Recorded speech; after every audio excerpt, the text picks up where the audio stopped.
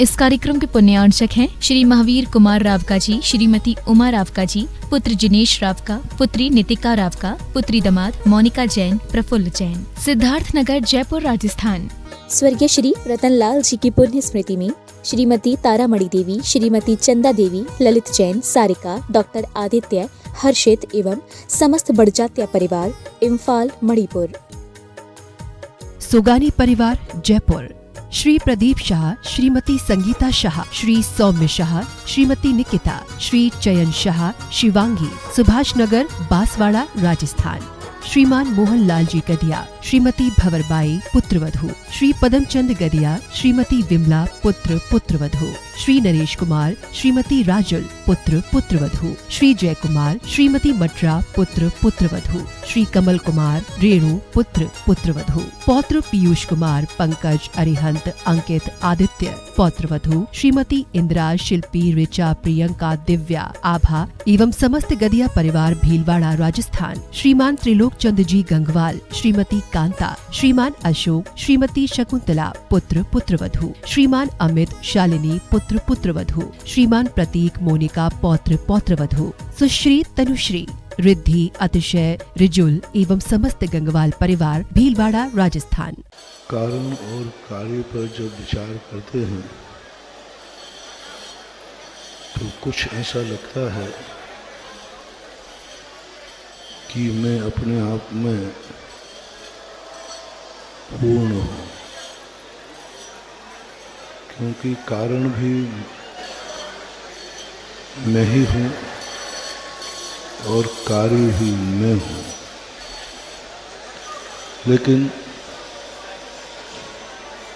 जब कारण की असमर्थता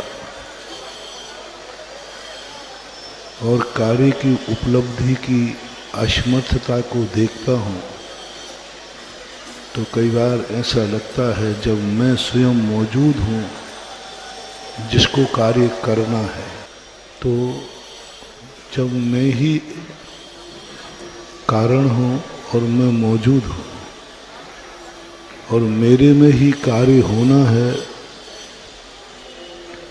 उसके लिए भी मैं मौजूद हूँ। मैं कार्य करने के लिए पूर्ण इच्छुक हूँ, उसे मुझे कुछ भी करना पड़े तो करने को तैयार हूँ, कर भी रहा हूँ। लेकिन फिर भी ना तो कार्य हो रहा है और ना मैं कारण रूप परिवर्तित हो पा रहा हूँ। हर व्यक्ति के मन में इच्छा है कि मैं वह जो मेरी चाहत है, मेरी जिंदगी है, मैं सब कुछ पा लूं।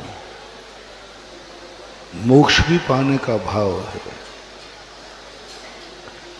तुम्हारी भी कोई इच्छाएं हैं, जिस क्षेत्र में जो रुचि है उस क्षेत्र में वह संपूर्ण ऊंचाई पर पहुंचना चाहता है, उस क्षेत्र में वो संपूर्णता को प्राप्त होना चाहता है,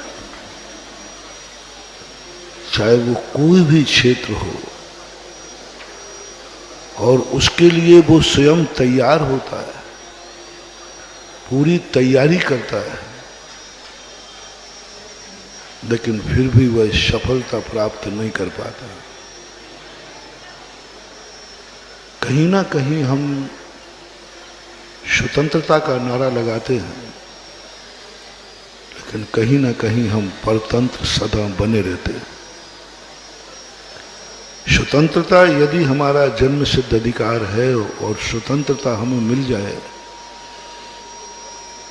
तो अपन सब आज ही मोक्ष यहीं से चले जाएंगे,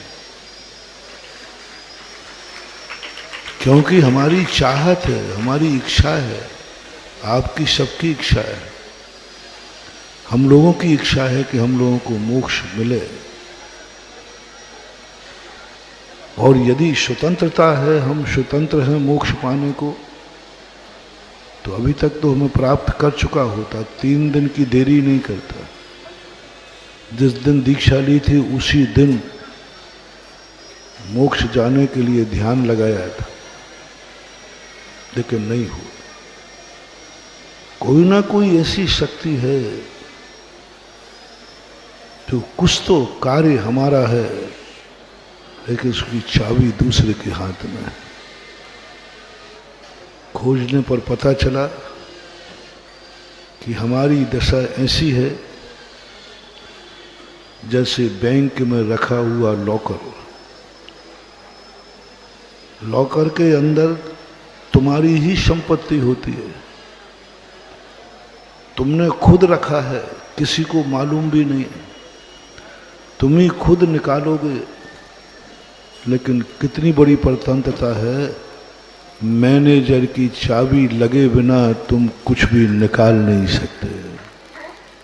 सब कुछ अपना है, मैनेजर को कोई लेना देना नहीं है। लेकिन एक छोटी सी परतंत्र कर दिया कि मैनेजर की चाबी लगेगी तभी तुम वहां तक पहुंच पाओ। ऐसा ही इस प्रकृति ने हमें सर्वशक्तिमान बनाया, सर्ववैभवमान बनाया। किंचित मात्र भी किसी की जरूरत नहीं है, लेकिन एक ऐसी चाबी लगा दी कि जब तक तुम्हें बाह्य निमित्त नहीं मिलेगा तुम अपने लॉकर तक नहीं पहुंच पाओगे, अपने वैभव का आनंद नहीं ले पाओगे। बाहे तरोपाधि समग्र तेयम कारे शते द्रव्य गतस्वभावः। पूज्यवर समंत्रबद्ध महाराज ने इस नियत की घोषणा कर दी। बाहे तरोपाधि समग्र तेयम कार्य सुते द्रव्य गतस्वभाव। जब भी तुम्हारा कार्य होगा तुम्हारे अकेले से नहीं होगा, कोई ना कोई बाहर निमित्त होगा, कोई ना कोई बाहरी सहयोग चाहिए। बाहर की सहयोग के बिना कोई कार्य नहीं होता। कार्य तुम्हारे में हो। अब जब ये नियत बनाई गई, ये हुसूल जब दुनिया को पता चला कि हमारा कार्य निमित्तों से होगा, बस यहीं से शुरू होता है आज के धर्म का विनाश। यदि ये नहीं होता तो कोई को किसी से पड़ी नहीं थी, कोई लेना देना नहीं था। लेकिन उसे पता चल गया कि बिना निमित्त के मेरा कार्य होगा नहीं, मेरा दुख बिना निमित्त के मिटेगा नहीं। मेरे दुख है, मान लीजिए भूख लगी है, बिना रोटी के मिटेगा नहीं। बस यहाँ से अनर्थ हो गया। रोटी भूख मिटाने के लिए थी, लोग घबरा गए, पता नहीं कल मिलेगी कि नहीं। पेट में तो भर ही लिया, साथ में डिब्बा में भी भर लिया। पेट में तो साथ में क्यों कल मिला के नहीं बुला बुंदेलखंड की लुचई। कल मिली के नहीं मिली, बस ये हो गया आज का उत्तम शौच धर्म का विनाश। भूख लगी है, रोटी तो खाना पड़ेगी, वो तो नियत है। नियत है। जिनवाणी कहती है कि नहीं, यदि भूख लगने पर रोटी नहीं खाई तुमने तो मरोगे, मरोगे तो आत्महत्या का दोष लगेगा।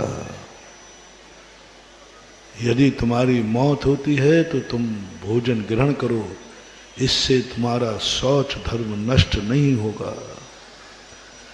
प्यास लगी है, पानी पियो, शौच धर्म नष्ट नहीं होगा।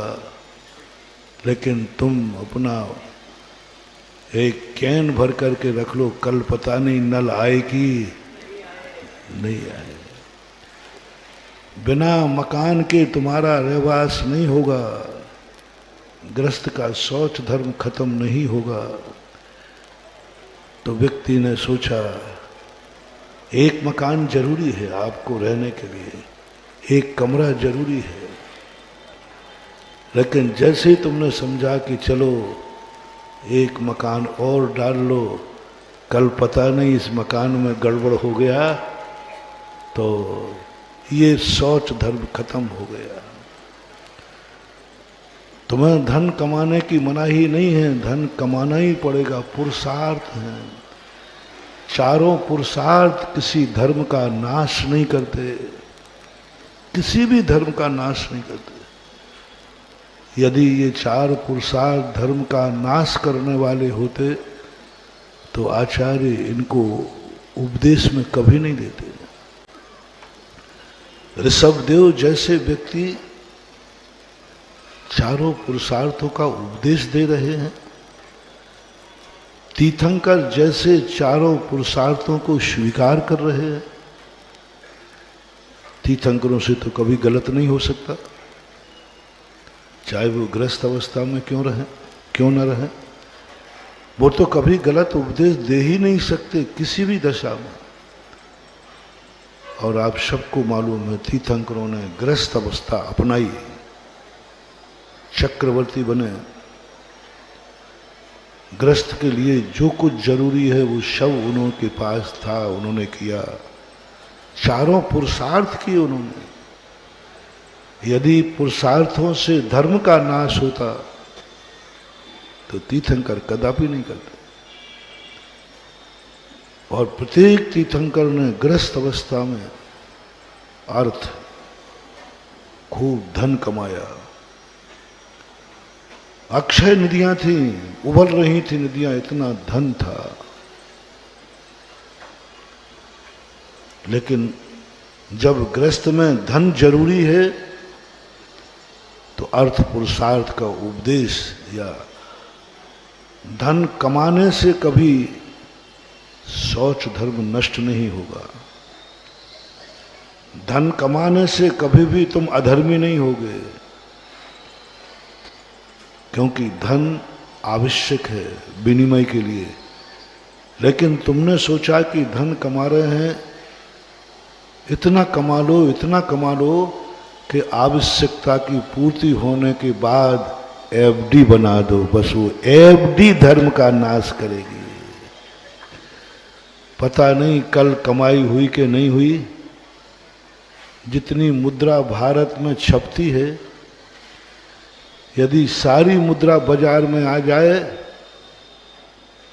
तो बाजार में नोट रद्दी के भाव बिकेंगे। नोट कैसे मिलेंगे? रद्दी के भाव हो जाएंगे।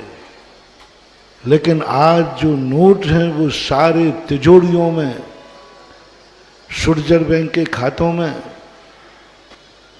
तिजोरियों में बंद पड़े।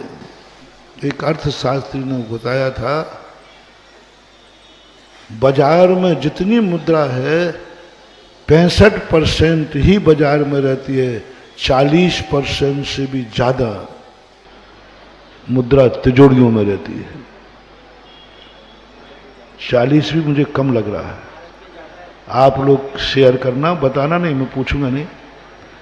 आप लोग साल भर में जितना कमाते हैं, दिन भर में जितना कमाते हैं, शाम को उतना ही बाजार में भेज देते हैं या कुछ तिजोरी में भी जाता है? महाराज जी अब कल चाहिए तो पड़ता है, सही बात है। कल नहीं मिला तो, हाँ बात सही है। और कल तुम नहीं मरे बचे तो उसी नोट में कीड़ा बनोगे, ध्यान रखना। ये भी तो संभावना है। महाराज जी कल यदि धंधा नहीं चला तो क्या होगा? कल यदि इनकम नहीं हुई तो क्या होगा? कल यदि आय नहीं हुई तो क्या होगा? कल यदि लॉकडाउन हो गया तो? महाराज आप सुनो, देखो ज्यादा मत बोला करो, थोड़ा समझा भी करो।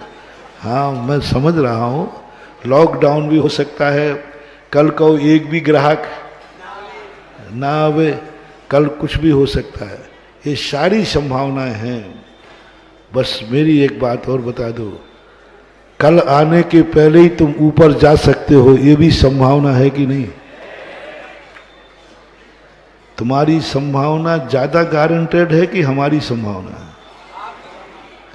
हम जा भी सकते हैं। किसने कहा? कल पूज्य वीर सागर महाराज के संग में एक महिला ने आहार देने के लिए शुद्ध कुएं के पानी का नियम ले लिया, मैं शुद्ध का कुएं का पानी पीऊंगी।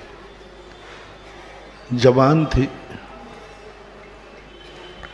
वो घर जाके गई तो सबने कहा तूने इस अवस्था में कुएं का पानी का नियम ले लिया, अभी तो तेरे हाथ पैर चल रहे, कल के दिन बूढ़ी हो जाएगी, कौन पिलाएगा? उसके यहाँ संतान भी नहीं थी, तेरे यहाँ बेटा भी नहीं है और तू कुएं का पानी लेके आ गई। क्या करूं, महाराज को आहार देने का मन हुआ तो ले लिया। सब ने उसको टोका, सब ने, जितने लोग मिले सब टोक रहे थे, तूने गलत किया।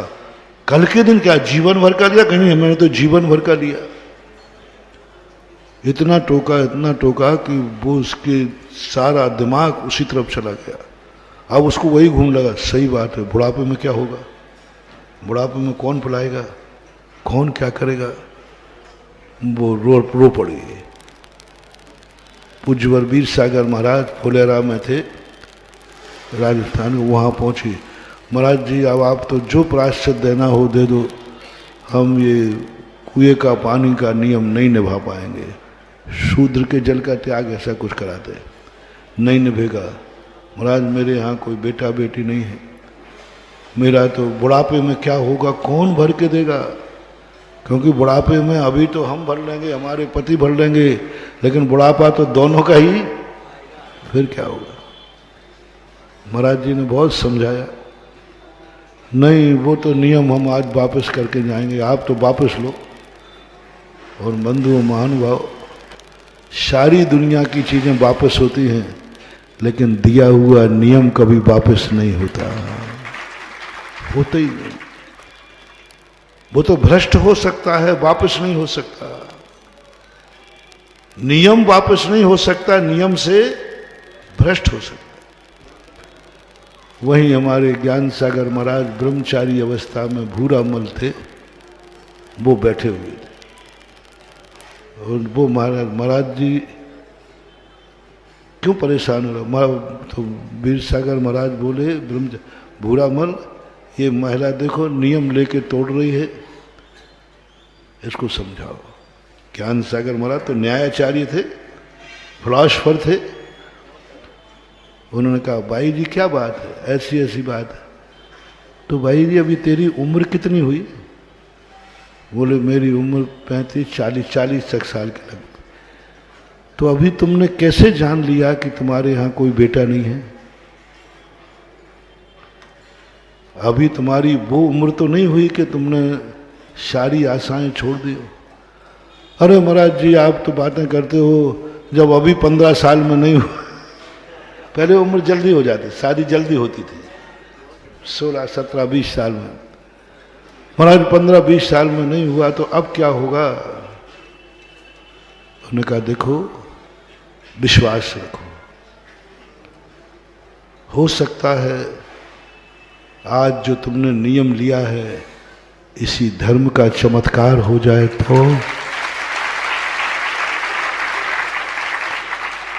उन्होंने कहा ब्रह्मचारी जी ये तो आपकी समझाने की बातें हैं, ये तो हमें सांत्वना दे रहे हैं। ज्ञान सागर मर भूरामल जी फिर फेल हो गए, वो मानने को तैयार नहीं। फिर भूरामल ने दूसरा तर्क दिया, पहले ये बताओ भाई जी बुढ़ापा आएगा ये गारंटी लिख करके तुम दे दो तो मैं तुम्हारा नियम वापस करा दूंगा। ये नियम दे दो कि बुढ़ापा आएगा, और ये नियम दे दो कि बुढ़ापे में तुम असमर्थ होगे, बुढ़ापे में तुम्हारे हाथ पैर नहीं चलेंगे, ये गारंटी तुम दे दो, महाराज से मैं नियम वापस करा दूंगी। बोली महाराज जी ये तो कैसे कह दूं, कल ही मर सकते हो, कभी भी मर सकते, और बुढ़ापे में सभी के हाथ पैर रह जाएं ऐसी तो बात नहीं है। तो क्यों भाई जी अभी से भ्रष्ट हो रही है, जब बुढ़ापा आए तब वापस करने आ जाना है, नहीं आया तो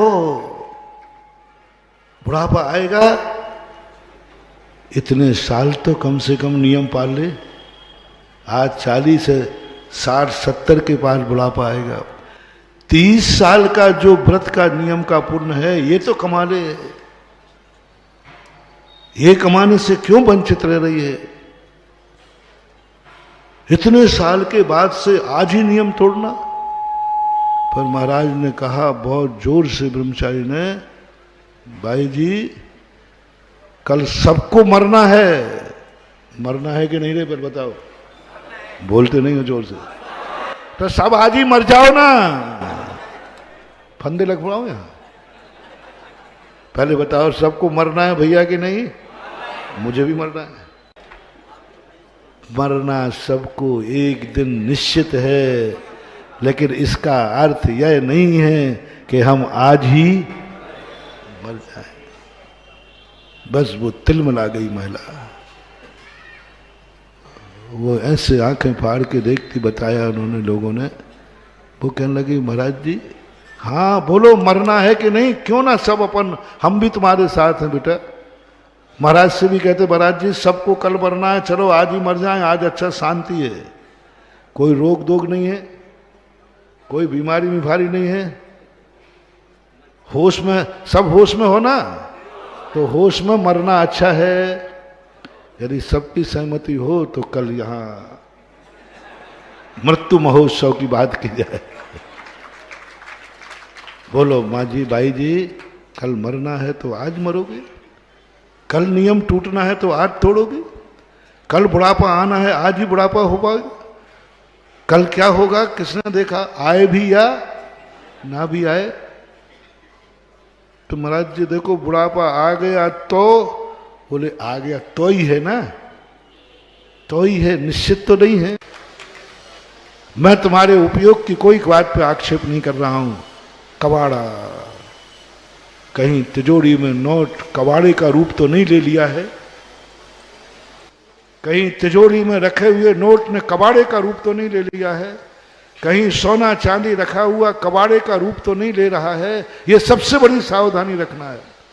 और कबाड़े का रूप मैंने बता दिया, आगे कोई संभावना उपयोग की नहीं है। यूं पड़ा है एडजस्टिंग, एडजस्ट पड़ा है यूं, क्या करेंगे? बंधु कबाड़ा हटाओ, चाहे वो कबाड़ा लोहे का नहीं होता है, कबाड़ा सोने का भी होता है, कबाड़ा चांदी का भी होता है, कबाड़ा नोटों का भी होता है, कबाड़ा कपड़े का भी होता है, कबाड़ा रोटी का भी होता है, कबाड़ा पता नहीं किन किन चीजों का होता है।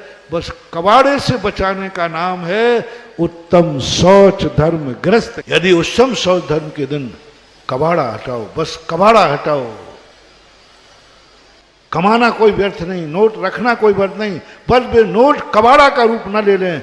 जिस दिन से कबाड़ा का रूप हुआ, तुमने नोट तिजोरी में रख रहे हो, क्या कहूं, यूं पड़े रहेंगे। बस सावधान, आज का प्रवचन, वो नोट की गिट्टी आपको बद्दुआ देगी। उसी समय से जैसे ही आपने कहा डाल दो, पड़ी रह गई यूं। बस अब आपकी बहुत बड़ा महानुभाव, गरीब को आशीर्वाद दूंगा कल अमीर बन सकता है, बुरे कर्म वालों को अभिषेक कराऊं शांति धारा तो उसके बुरे दिन टल सकते हैं। लेकिन जिसके स्वयं के पुण्य ने, स्वयं के नोट ने अभिशाप दिया हो, उसको बचने का कोई उपाय दुनिया में नहीं है। इसलिए अपने पुण्य का अभिशाप मत लेना, अपने आप का वो कबाड़ा मत बन देना। ये है लोभ, ये है लोभ। उपयोगिता के लिए धन आया है, और भी ऐसी कितनी वस्तुएं हैं। अभाव में ये लोभ, पहला लोभ, ये इस प्रकार के लोभ से हम बहुत जल्दी बच सकते हैं, बहुत जल्दी बच सकते हैं। अन्यथा ध्यान रखना, बड़े बड़े चक्रवर्ती रावण जैसे आज कहां पड़े। महाराज आ रहा है तो मैं क्या करूं? आप तो कह देते हो कोई मैं डाका डाल रहा हूं क्या? अब माटी होकर सोना बन गया तो क्या करूं? बताओ महाराज क्या करूं? सोने को घूरे फेंक दूं क्या? आप तो कहते नहीं नहीं गुस्सा मत हो, मुझे मालूम है आज सबसे ज्यादा बड़े आदमी चिड़चिड़ापन आ रहा है। नहीं, उपयोग करो, कबाड़ा मत बनने दो। ऐसा उपयोग करो, ऐसा उपयोग करो, ऐसा उपयोग करो कि हमारा क्षेत्र बन रहा है, क्षेत्रपाल जी यहां ले आओ ना। कबाड़ा मत बनने दो, कबाड़े की कोई भी चीज बन पाए। मैंने कल भी कहा था, समय का कबाड़ा, समय को कबाड़ खाना मत बनने देना, समय को कबाड़ खाना मत बनने देना, धन को कबाड़ खाना नहीं बनने देना। कल कहा था शायद, समय का कबाड़ खाना। कुछ लोग ऐसे हैं कि जिनको सूर्य उदय के पहले से सूर्य अस्त तक एक समय का समय नहीं है, कोई समय नहीं। बेचारे मजदूर हैं, चौकीदार हैं, 24 घंटे ड्यूटी पे रहते हैं, अपने बच्चों के साथ भी बैठने को समय नहीं है, रोटी खाने तक का समय नहीं, टिफिन ले जाते हैं और टिफिन खाने का भी समय नहीं, कई बार टिफिन। ऐसे लोग दुनिया में हैं। तुम्हारा आज एक टाइम बच गया है, कोई काम नहीं है, कोई काम नहीं है, आज एक टाइम बच गया है। आज के टाइम की छुट्टी हो गई है।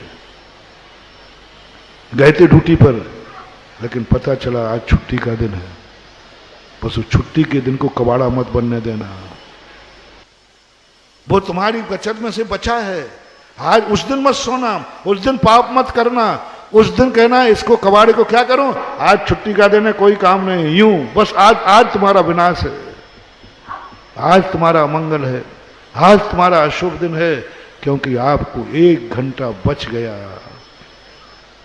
1 घंटा बच गया। आपका कितना पुण्य है, एक वही आपके बाजू में रह रहा है, उसका 1 मिनट भी नहीं बच रहा है, 1 मिनट भी नहीं बच रहा है। और तुमने कितना पुण्य किया, वही कार्य तुम्हारा 11 घंटे में हो गया और उसका 12 घंटे भी कम पड़ रहे हैं, उसके 12 घंटे भी कम पड़ रहे हैं और वही कार्य तुम्हारा 11 घंटे में हो गया। अब वो 1 घंटे को कबाड़ा मत बनने देना। अब मस्ती यूं 1 घंटे क्या करोगे, बोले यूं नहीं, 1 घंटे को कबाड़ा नहीं बनने देना। यह 1 घंटा मुझे बचा है, मैंने कितना पुण्य किया प्रभु कि मेरा काम 11 घंटे में हो गया, 1 घंटे बचा है। ये 1 घंटे बचा है, ये मैं अभी अभिनंदन नाथ भगवान के सामने भक्तांबर पढ़ूंगा। कबाड़ा नहीं बनने दिया, बल्कि 11 घंटे कर्म की मार में गुजारे हैं। 1 घंटा आपने भगवान के नाम पर गुजारा है, कबाड़ा मत बनने देना, समय का कबाड़ा नहीं करना। 1 घंटा महत्वपूर्ण है, 1 मिनट भी मिल गया तो 9 बार नमोकार मंत्र पढ़ लेना। उस 1 मिनट को कबाड़ा, उस 1 मिनट को, यदि तुमने 1 मिनट को कबाड़ा बनने दिया, बस यही उत्तम शौच धर्म खत्म हो जाएगा। 1 घंटा जो बचा है, इसलिए मैंने एक बार कहा था कि सब लोग चाहते हैं कि हमारे यहाँ महाराज जी ऐसा आशीर्वाद दो। महिलाएं भी कहती हैं, पुरुषों से कहती हैं कि हमारे पास आपको उलायना दे दी, कौन सी रोटी बनाने वाली लगा दी, कौन सी बर्तन मांजने वाली लगा दी। ये उलायना होते, थोड़ा हाँ भर दो, थोड़ा हाँ तो गर्दन तो हिला दो रे। हो नहीं हिलाओगे तो हम उदाहरण देके मैं किसी को खड़ा और कर दूंगा कि बोल तेरी पत्नी ने कभी ये कहा। ऐसी एक भी शायद पुरुष होगा जिसकी पत्नी ने कभी ये नहीं कहा हो, कौन से सुख दे दिए।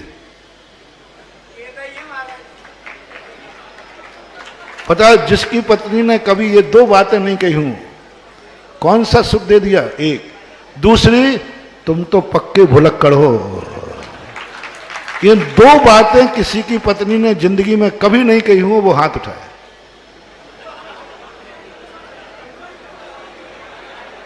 गड़बड़ मत करना, मैं पूछ ही लूंगा। यानी सब बुद्धू ही बैठे। दुनिया में पास का सर्टिफिकेट मिलता है और पत्नी का तुम्हें बुद्धू का सर्टिफिकेट मिलता है। तुम तो भुलक्कड़ हो, किसी दिन हमें भी भूल जाना। व्यंग होता है। और अक्सर का जब लड़ती है तो एक ही बात करी, कौन सा। मेरा महिलाओं से कहना, अभी मैंने प्रवचन में भी कहा था, इनसे कहने से कुछ नहीं होगा, ये बेशरम है और ये मजबूर हैं। दो चीजें हैं, या तो बेशरम है, अरे कहती है तो बकती रहती है,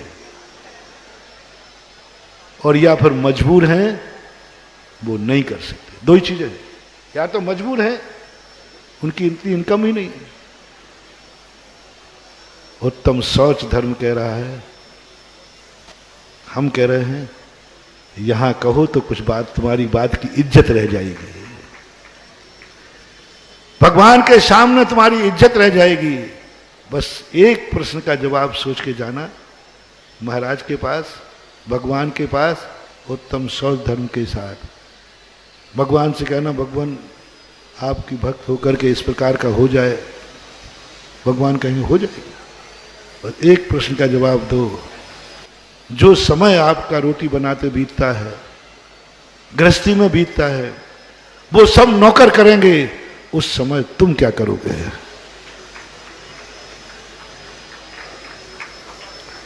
बहुत बार दे चुका हूं ये मौका, शास्त्रों में लिखा है, आपको चक्रवर्ती की रानियां बना चुका है ये धर्म। किनकी रानियां?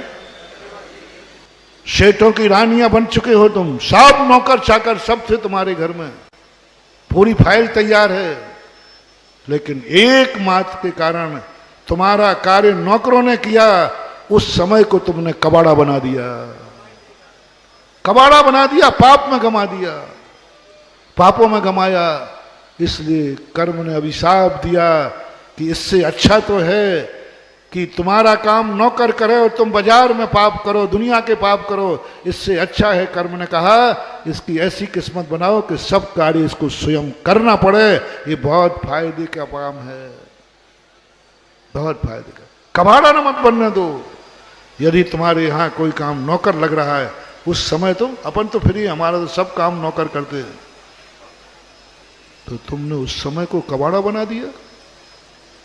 महानुभाव, वो काल है, ऐसा अभिशाप देगा कि रे दुष्ट, तुझे जिंदगी में सोना भी नसीब नहीं होगा।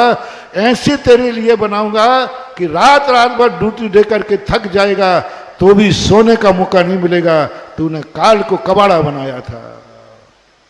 इसलिए जब भी तुम्हारा कोई काल बने, उसको कबाड़ा मत बनने देना, उस काल का लोभ मत करना। जो बचा हुआ काल है उसमें व्यस्त हो जाओ और ऐसा काम करो। कर्म तो व्यस्त करेगा तो तुमसे मजदूरी कराएगा। तुम धर्म में व्यस्त हो जाओ, धर्म ऐसा व्यस्त करेगा कि तुम्हारे दोनों हाथ में भक्तांबर भी होगा, भगवान को समय निकल आएगा और तुम्हारा उत्तम शौच धर्म पड़ जाएगा। काल का लोभ नहीं, काल का लोभ नहीं। काल को कबाड़ा मत बनने दो, क्षेत्र को कबाड़ा मत बनने दो। ये पृथ्वी तुम्हारे लिए है, खूब उपयोग करो, खूब खेती करो, लेकिन क्षेत्र को कबाड़ा मत बनने दो। कोई बाड़ा पड़ा है, किस लिए, किस लिए पड़ा है? महाराज जी बेटा बड़ा होगा तो वो यहाँ दुकान खोलेगा, कोई बात। महाराज जी इसके लिए पड़ा है। ये खेत किस लिए पड़ा है? ये प्लाट किस लिए पड़ा है? क्षेत्र का लोभ। उस प्लाट को तुमने क्या बना रखा है? कबाड़ा। कबाड़ा किसे कहते? परिभाषा बीच बीच बनाते जाना। जो किसी काम ना आवे और पड़ा रहे उसको बोलते। बोलो कितने अमीरों ने कितने प्लाट कबाड़े में डाल रखे हैं। उनसे पूछो ये क्या काम में आया? बोले महाराज यूं यूं पड़ा है। आज वो दुनिया में लोग हैं जिनकी किस्मत में रहने के लिए एक गज जगह नहीं है, और तेरे पुण्य ने इतनी जगह दे दी कि तू जिस मकान में रहता है उससे 4 प्लाट और पड़े हैं। कितना पुण्य तेरा, कितना अमीर है तू। अब तेरी अमीरी तुझे बर्बाद कर देगी क्योंकि तूने 4 प्लाट कबाड़े में पाड़े हैं, और एक कबाड़ा वो खेत वो प्लाट वहीं से बददुआ दे रहा है। पृथ्वी माँ है, पृथ्वी दुनिया के उपयोग की चीज है, और तूने किसमें डाल दी? बोलो पृथ्वी की कीमत क्या है? घंटा घर में कितने रुपया फुट है? घंटा घर पे लाख रुपया फिट है। और उसमें लोग इतनी सी दुकान में आजीविका चला रहे हैं।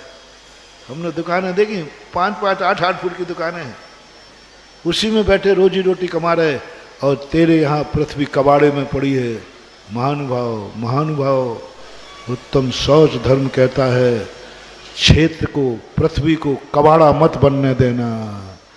प्लाट लो, तुरंत लगा लो, ये प्लाट मेरे इस काम आएगा, ये प्लाट में भविष्य में बेच करके हमारे इस काम आएगा, हमारे बेटे के काम, कोई भी करो, लेकिन यूं कबाड़ा मत बनने दो कि यूं डाल लिया कबाड़ा का, वो खेत वहीं से अभिशाप देगा और ऐसा कर्म बंधेगा कि तेरे पास एक गज भी जगह नहीं होगी जहां तू रह सके, क्योंकि तूने एक बार क्षेत्र का कबाड़ा बनाया था।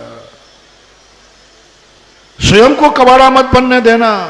तुम बहुत कीमती हो, पुण्यवान हो जैनियों, तुम जैनी हो। जैनी बहुत मूल्यवान होता है, तुम्हारी जिंदगी बहुत मूल्यवान है। अपनी जिंदगी को कबाड़ा मत बनने देना। मैं तो किसी काम का ही नहीं हूं, मैं तो किसी काम का ही नहीं, मेरी तो कोई बकत ही नहीं है, मेरा तो जीना और नहीं जीना बेकार है, मैं तो बस जी रहा हूं, जिंदगी का भार ढो रहा हूं। मत गलती करना, अपनी जिंदगी को कबाड़ा मत बनने देना। कोई काम के नहीं, तुम कोई काम के नहीं, तुम्हारा कोई मूल्य नहीं, तुम्हारे मन का कोई मूल्य नहीं, तुम्हारी आंखों का कानों का कोई मूल्य नहीं। महानुभाव, जिंदगी को कबाड़ा मत बनने देना। यदि जिंदगी को कबाड़ा बना दिया तो तुम्हारी ऐसी दशा होगी कि एक श्वास में 18 बार जन्मोगे और मरोगे। अब मेरा जीना ही बेकार है, इसलिए चलो सुसाइड कर लेते हैं। अब जीने से क्या फायदा, हम कोई काम के तो है नहीं, कोई मतलब ही नहीं जिंदगी का। अपनी जिंदगी को कबाड़ा मत बनने देना, क्योंकि जिसने जिंदगी को कबाड़ा बनने दिया वे जाकर के एक श्वास में, पूज्यवर रविशरण महाराज ने 2 श्लोक लिखे हैं, जिन्होंने अपनी जिंदगी को कबाड़ा बनाया, जिन्होंने कहा मेरी जिंदगी कोई काम की नहीं है। और जैन है उच्च कुल में, जिस कुल में जन्म लेने के लिए, जिस जाति में जन्म लेने के लिए सौधर्मेंद्र तरसता है, जिस बनने के लिए, जिस जैन कुल में जन्म, सौधर्म तरसता है, जिसमें कुल में जन्म लेने के लिए तुम्हें मुनि बनने का अभाव मिला, जिस जाति में, जिस पर्याय में जन्म लेकर तुम भगवान बन सकते हो, क्या है तुम्हारी पर्याय? कितनी मूल्यवान मनुष्य पर्याय है। नर से 84 लाख योनियों में कौन सी पर्याय है जो भगवान बन सकती है? इतनी मूल्यवान पर्याय को तुम कह रहे कुछ नहीं। ये पर्याय तुम्हारी मुनि बन सकती है, जगत पूज्य मुनि परमेष्टि। तुम कह रहे हो मेरी पर्याय का मूल्य। इस पर्याय कुल में जन्म लेकर तुम भगवान का अभिषेक कर सकते हो, भगवान की पूजा कर सकते हो, भगवान का मंदिर बना सकते हो, भगवान की मूर्ति बैठा सकते हो, और तुम कह रहे हो मेरी। जैनियों से खास तौर से कहना है, मेरे प्यारे जैनियों, अपनी जिंदगी को कभी कबाड़ा मत बनने देना। कभी ये महसूस नहीं करना मेरी जिंदगी बेकार है, क्या मतलब है। नहीं, हमेशा ये कहना मेरी जिंदगी का एक एक क्षण मूल्यवान है, मेरा मन मूल्यवान, मेरी आंखें मूल्यवान, मेरे कान मूल्यवान, मेरा मन अनमोल है, क्योंकि हमारा मन भगवान का ध्यान करता है, इसलिए मेरा मन अनमोल है। मेरी आंखें अनमोल है, प्रतिदिन भगवान का दर्शन करते हैं हम। मेरा मुख अनमोल है कि प्रतिदिन भक्तांबर पढ़ते हैं हम। मेरे कान अनमोल हैं कि महाराज का प्रवचन सुनते हैं। मेरे हाथ अनमोल हैं कि भगवान का अर्घ्य चढ़ाते हैं। मेरे पैर अनमोल है क्योंकि सम्मेद शिखर की वंदना करते हैं। मेरा जीवन अनमोल है कि हम शिविर में शिवरार्थी हैं। मेरा जीवन अनमोल है कि हम 10 लाख क्षण पर्व मनाते हैं। बस इतना मूल्यवान बना दो, इतना मूल्यवान बना दो कि तुम्हारे जीवन से बड़ा मूल्यवान दुनिया का कोई है ही नहीं। सौधर रविंद्र भी कह दे, कहां लगता है तेरा जीवन? सुनो रे जैनियों, शिवरार्थियों, सौधर्मेंद्र कहे देखो मैं कितना, मेरा जीवन देखो, कह देना तुम कहां लगते हो, नाखून का मैल नहीं है रे। बोला कैसी बात कर रहे हैं? बोले तू मेरे जीवन के सामने कहां लगता है? ध्यान रखना मैं सौधर्मेंद्र हूं, पूरे जम्मू द्वीप को पलट दूंगा। बोले ज्यादा अहंकार मत कर, मालूम तेरा मूल्य है? क्या तू अपनी जिंदगी में कभी भगवान का मंदिर बना पाएगा? अगर नहीं बना पाऊंगा। क्या तू कभी मुनिराज की अंजलि में हार दे पाएगा? नहीं दे पाऊंगा। क्या तू कभी शिविर में भर्ती हो पाएगा? नहीं हो पाऊंगा। क्या तू कभी भगवान बन सकेगा? नहीं बन सकूंगा। क्या कभी तू मुनि बन सकेगा? सौधर्म कहेगा आई सी। बोल बोल, अनमोल बना दो रे अपने जीवन को, कबाड़ा मत बनने दो। बहुत अनमोल हो, बहुत अनमोल। जैन कुल में जन्म लेने बता रहा है, संसार के सबसे ज्यादा अनमोल जीवन है तेरा, तभी तेरा जैन कुल में जन्म हुआ। अनमोल, कबाड़ा मत बनाओ, ना दिमाग को कबाड़ा मत बनाओ। व्यर्थ में दिमाग में यहां वहां की बातें सोचे जिनसे कोई लेना ना नहीं। जिंदगी को कबाड़ा में, अब मैं दिमाग को कहूं, दिमाग को कबाड़ा मत बनाना।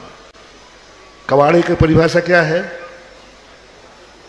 बोलो ना, जिसका कोई, तो दिमाग में ऐसी बातें मत लाओ, ऐसा मत सोचो जिसका कोई मतलब नहीं है, कोई लेना नहीं, कोई देना नहीं, कोई स्वार्थ नहीं, कोई लाभ नहीं, कुछ भी नहीं, फिर भी दिमाग को कबाड़ा मत बनाओ। तुम जैनी का दिमाग है, अनमोल है, अनमोल। जैनी जिसके संबंध में सोच लेता है सारे जगत को सुखी कर सकता है, जैनी का दिमाग वो है। जैनी जिसके संबंध में मन में सोच लेता है सारे जगत के आंसू पहुंच सकता है। तुम्हारा दिमाग अनमोल है। इन आंखों को कबाड़ा मत बनने देना। कबाड़ा किसे कहते हैं? जिसका कोई, बस इन आंखों से वो मत देखना जिसका कोई मतलब ही नहीं है। कोई मतलब ना, मुझे लाभ है ना तुम्हें लाभ है, किसी को क्या देख रहा है? बोले यूं। आंखों को कबाड़ा मत देना। जैनी की आंख है, शिवरार्थी की आंख है, अनमोल है, अनमोल। सौधर्मेंद्र से भी बड़ी आंख है। सौधर्मेंद्र का अवध ज्ञान भी वो काम नहीं कर सकता जो तुम्हारी आंख। कानों को कबाड़ा मत बनने देना। बैठे हो, क्या सुन रहे हो भाई? कबाड़ा किसे कहते हैं? जो यहां वहां के, जो तुम सुन रहे हो, इससे क्या लाभ है? यूं पड़ोसी की बहू से सासू सुन रही है, उसके घर में क्या लाभ है? सासू मां मंदिर में बैठी महिलाएं सुनती रहती ना। हाँ, और क्या, तेरी क्या लाभ क्या है? तुम्हें कुछ समय मिल जाएगा तुम्हारे। यूं इन कानों को कबाड़ा मत बनने देना। ये जैनी के कान हैं, ये जिंदगी के कान हैं। इन कानों में इतनी ताकत है कि सुनकर के सम्यक दर्शन प्राप्त कर सकता है। देशना लब्धि, देशना लब्धि। इन कानों से गुरु के वचन सुने जा सकते हैं। इन कानों को कबाड़ा मत बनने देना। वे बातें मत सुनना जो तुम्हारे लिए कोई काम की नहीं है। मुंह को कबाड़ा मत बनने देना है। तुम्हारे मुंह में तो वो ताकत है रे कि पूनम, अमावस्या को पूनम बोल दो तो षष्ठी के नियम बदल जाएंगे। अमावस्या को भी पूनम हो जाएगी। हुआ ऐसा? पूनम, तुम्हारा मुंह बहुत जबरदार है, बहनी का मुंह है। इस मुंह से, इस मुंह को कबाड़ा मत बनने दो। कुछ भी बोले जा रहे हो, क्या लाभ है बोलने से? क्यों बोल रहे हो? गप्पे कर क्यों बोल? और बोले महाराज जी यूं, मुंह को कबाड़ा मत बनने देना। मुंह को कबाड़ा मत बनने देना। इसी प्रकार जिंदगी की एक एक वस्तु को कबाड़ा मत बनने दो। परिवार को कबाड़ा मत बनने देना। पड़े हैं परिवार में, नहीं, परिवार का उपयोग करो। और किसी भी चीज में, धन की बात जो मैंने कही थी, कबाड़ा नहीं। ऐसा क्षेत्रपाल मंदिर बन रहा है, अभी कल परसों चर्चा चल रही थी।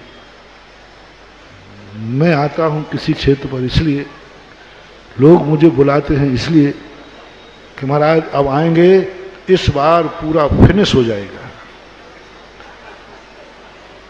हैं? अंचल बैठा है कहीं? ये मात इसलिए महाराज को बुलाता है कि महाराज आप चलो, बहुत दिन हो गए, आप काम को पूरा करा दो। और सबको मालूम है कि महाराज पहुंच जाएंगे तो काम पूरा। सही है ना, सही है ना। और बेटा मेरी कुंडली में कुछ और लिखा है, आज देखिए हमने कि हम जहां पहुंचेंगे पुराने काम तो होंगे सो होंगे, नए काम इतने होंगे कि पुराने 4 आना थे और नए 12 आना हो जाते। हर क्षेत्र में जो क्षेत्र, बिजौलिया वाले मुझे लगा महाराज जी चलो एक बार बाप वो काम पूरा हो जाए, उसके बाद इतना बनाया कि अब पूरी पीढ़ी भर लगे रहो। ये लाए थे शीलचंद जी लोग, महाराज जी चलो देखो आप चलोगे काम हो जाएगा, सब काम पूरा हो जाएगा। हाँ हो जाएगा, हो जाएगा, हो जाएगा कि बड़ा मंदिर नया और काम नया हो जाएगा, हो जाएगा। क्षेत्रपाल में ये सोच रहे थे कि आके महाराज बस अब ताला कुछ ही लगाना है। हाँ बेटा अभी चिंता मत करो, मैं सुधा सागर हूं, तुम्हारे बेटे तक को इंतजाम करके जाऊंगा। ऐसी आइटम दूंगा कि तुम तो नहीं चुका पाओ तो तुम्हारा बेटा चुकाएगा। क्षेत्रपाल में अब ऐसी चीज बनने वाली है जो ना मेरी कल्पना में थी ना तुम्हारी। गुफा मंदिर के ऊपर, चट्टान के ऊपर 5 मंजिल का मानस स्तंभ बन रहा है। गुफा के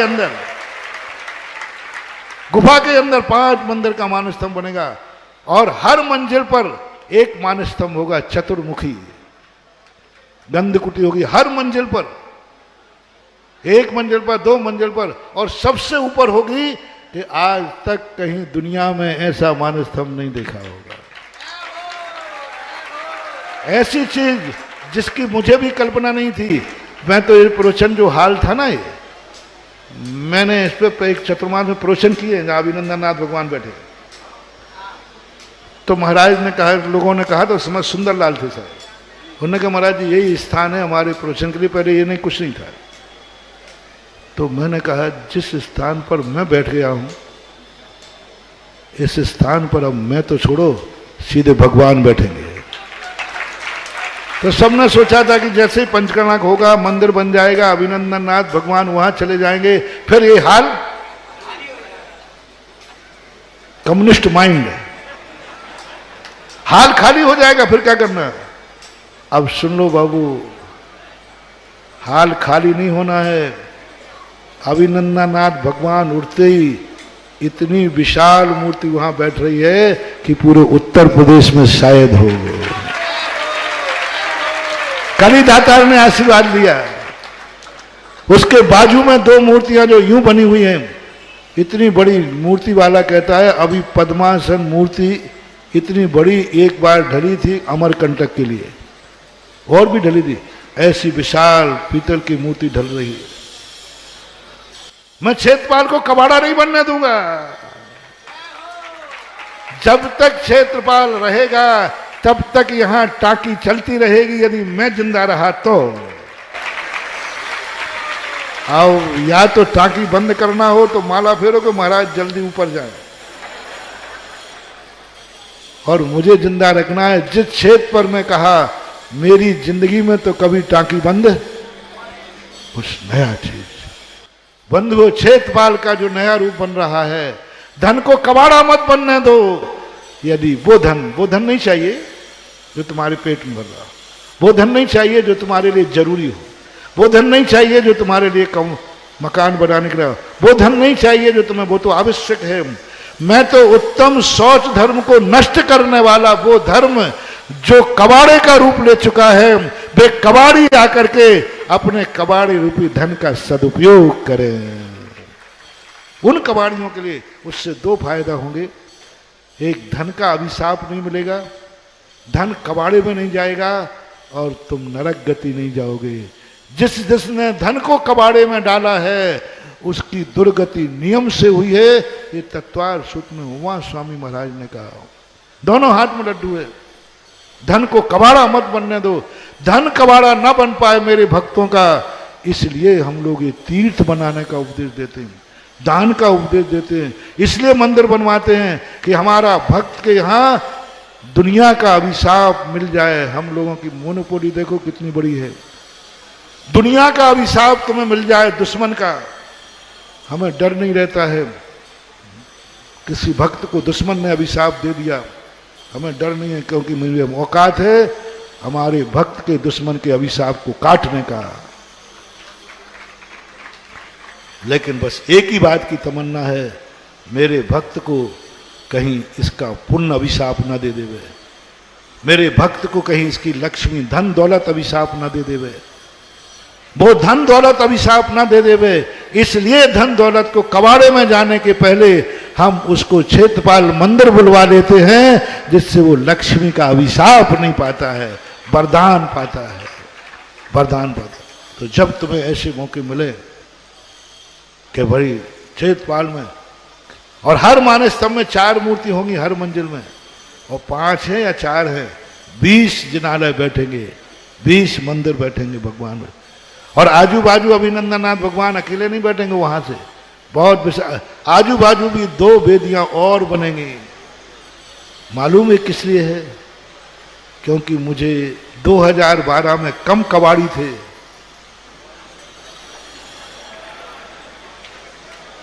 2022 में ज्यादा कबाड़ी दिख रहे हैं ललितपुर में।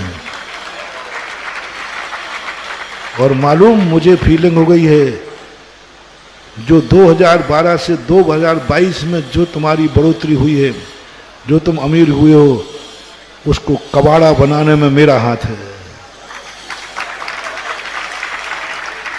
क्योंकि पहले तो तुम खाते पीते थे,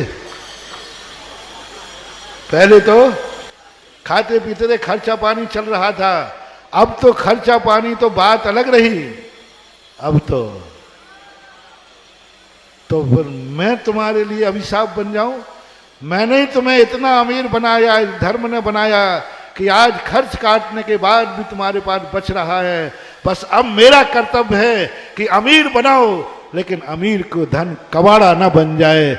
इसलिए अमीर बनाना कोई बुरी चीज नहीं है, अमीर बनना बुरी चीज नहीं है, लेकिन अमीर बन के कबाड़ी बनना, कबाड़ा मत बनने दो, उसका सदुपयोग करो। सब चीजों पर आपका समय हो गया।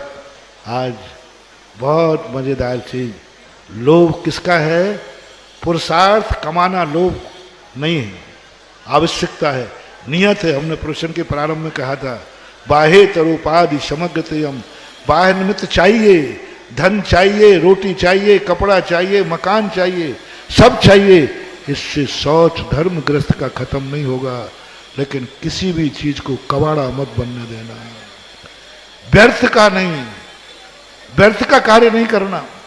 व्यर्थ में जाकर के वस्तु को, नोट कमाना खूब कमाओ, लेकिन व्यर्थ में तिजोरी में मत रखना, व्यर्थ में मत रखना। यूं खूब मकान बनाओ, व्यर्थ के लिए मकान मत खरीदना, नहीं तो मकान अभिशाप देगा। मकान वो चीज है जो लोगों को आवास देता है, और तुमने एक कबाड़े में पटक रखा है। एक मकान पड़ा है, ताला लगा है, क्या काम में आ रहा है? बोले बच्चों के नहीं, उसके लिए तो हमने अलग बनवा दिया। फिर ये वो मकान तुमने कबाड़ा बना दिया, वो मकान अभिशाप देगा, ऐसा अभिशाप देगा कि तुम जिंदगी भर फुटपाथ पर बिताओगे। किसका अभिशाप है? तुमने एक मकान को कबाड़ा बनाया था। कबाड़ा मत बनने देना, मकान को नहीं, क्षेत्र को नहीं, जीवन को नहीं, जिंदगी को नहीं। बस एक ही अभियान आज का उत्तम शौच धर्म का, कि हमारे पास जो पुण्य से वस्तु आई है, जो पुण्य से आई है, उसको हम कबाड़ा, जो वस्तु तुम्हारे पास पुण्य से आई, उसको कबाड़ा मत बनने देना, और कबाड़े में संग्रह मत करना। ये सबसे बड़ी बात आज की है। क्योंकि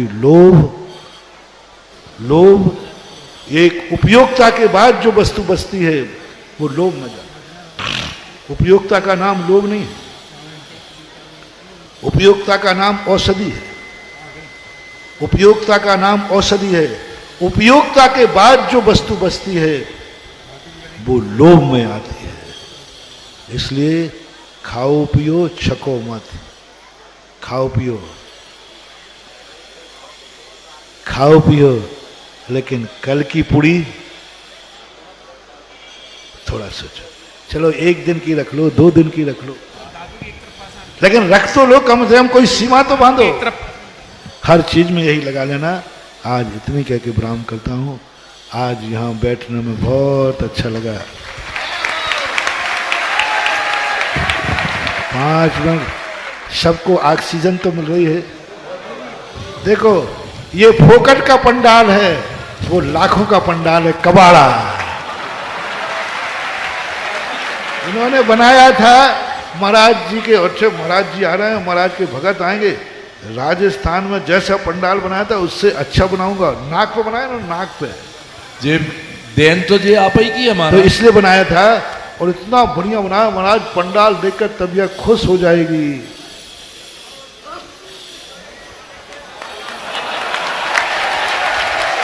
वो कबाड़ा हो गया और ये पंडाल माला माल हो गया। जय हो। लाखों रुपया लगा कर भी कबाड़ा, यानी जो महाराज के बैठने के काम नहीं आवे, जो शिवरार्थियों के काम नहीं आवे, वो चतुर्मास का पंडाल कबाड़ा कहलाता है। और जो महाराज के और शिवरार्थियों के बैठने के काम आ जाए, वो कबाड़ा नहीं, वो मंदिर कहलाता है। आज सब खुश हैं, श्रावक भी खुश हैं। हाँ महाराज, आज शांति से प्रवचन सुनने मिला, तो बहुत अच्छा। मौसम के अनुसार चलते चलें। ओम शांति। इस कार्यक्रम के पुण्यार्चक थे श्री महावीर कुमार रावका जी, श्रीमती उमा रावका जी, पुत्र जिनेश रावका, पुत्री नितिका रावका, पुत्री दामाद मोनिका जैन, प्रफुल्ल जैन, सिद्धार्थ नगर, जयपुर, राजस्थान। स्वर्गीय श्री रतनलाल जी की पुण्य स्मृति में श्रीमती तारामणि देवी, श्रीमती चंदा देवी, ललित जैन, सारिका, डॉक्टर आदित्य, हर्षित एवं समस्त बड़जात्या परिवार, इम्फाल, मणिपुर। सुगानी परिवार, जयपुर। श्री प्रदीप शाह, श्रीमती संगीता शाह, श्री सौम्य शाह, श्रीमती निकिता, श्री चयन शाह, शिवांगी, सुभाष नगर, बांसवाड़ा, राजस्थान। श्रीमान मोहन लाल जी गदिया, श्रीमती भंवरबाई, पुत्रवधू। श्री पदमचंद गदिया, श्रीमती विमला, पुत्र पुत्रवधू। श्री नरेश कुमार, श्रीमती राजुल, पुत्र पुत्रवधू। श्री जय कुमार, श्रीमती मटरा, पुत्र पुत्रवधू। श्री कमल कुमार, रेणु, पुत्र पुत्रवधू। पौत्र पीयूष कुमार, पंकज, अरिहंत, अंकित, आदित्य, पौत्रवधू। श्रीमती इंदिरा, शिल्पी, ऋचा, प्रियंका, दिव्या, आभा एवं समस्त गदिया परिवार, भीलवाड़ा, राजस्थान। श्रीमान त्रिलोक चंद जी गंगवाल, श्रीमती कांता, श्रीमान अशोक, श्रीमती शकुंतला, पुत्र पुत्रवधू। श्रीमान अमित, शालिनी, पुत्र पुत्रवधू। श्रीमान प्रतीक, मोनिका, पौत्र पौत्रवधू। सुश्री तनुश्री, रिद्धि, अतिशय, रिजुल एवं समस्त गंगवाल परिवार, भीलवाड़ा, राजस्थान।